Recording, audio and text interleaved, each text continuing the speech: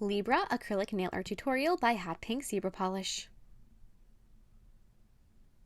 Hi everyone! In today's video I'm going to be showing you another one of my Zodiac sign series. This one is for Libra. So it's got a gorgeous galaxy style background like the others, and then it has the scales on it and all kinds of hand painted constellations and so on and things like that for the sign of Libra. If you guys have missed your sign and you are like, wait a second, what happened? How did I miss it? If it has been uploaded, there will be a link to it in the description box below. Otherwise, I will be uploading it when it comes up in the year. So if you haven't had yours yet, just keep checking back and I promise it will be uploaded when the time is right. So I hope you guys like this design, and don't forget to click subscribe to see all my future videos as well.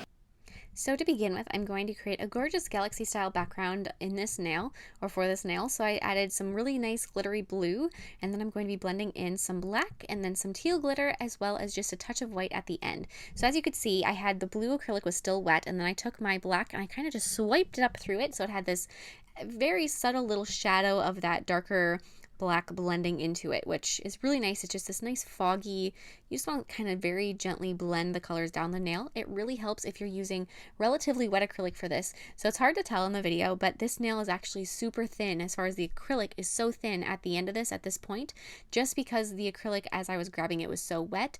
It just did not build up too much, which works out because that blends together so nicely. And then I'm going to be encasing the nail with a layer of clear acrylic. But when the nail is so thin, it is so crucial to make sure that it is thick enough and it's going to be strong enough by adding a layer of clear on top of it.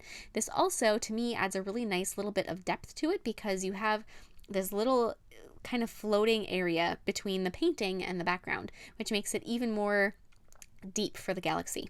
Then I'm going to be filing the nail into shape. When you are filing, make sure you don't file all the way through your acrylic, the clear acrylic, when you are filing over the top of the glitter, so over the top of this teal especially, because it will kind of ruin and dull the glitter.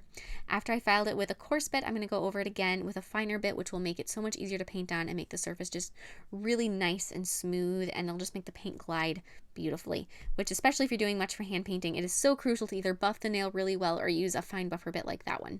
So now I'm going to be painting my little symbols. So to start with, I'm going to be adding the scale symbol right in the center of the nail. So I added just a line going straight down as my base, and I'm going to be building off of it.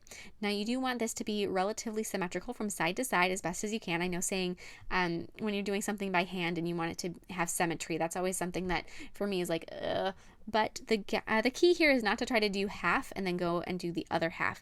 Do bit by bit. So as you can see, I did a little bit on one side and then I do the same thing on the other side, just like I said. So I'm adding the little tray, I guess, on the one side and then going through and doing it on the other side. So just go back and forth and match yourself.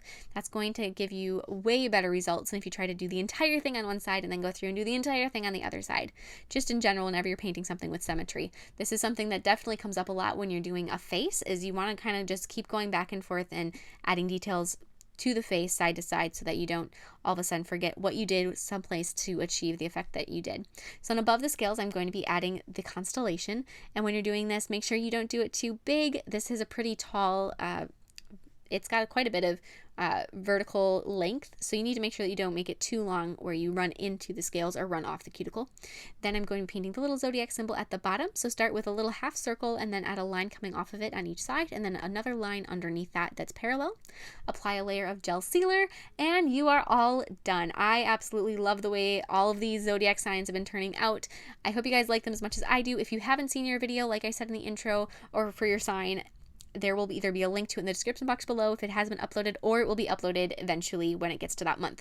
So I hope you guys like this, and please share your creations with me on Facebook or Instagram, and I'll see you in my next video. Bye!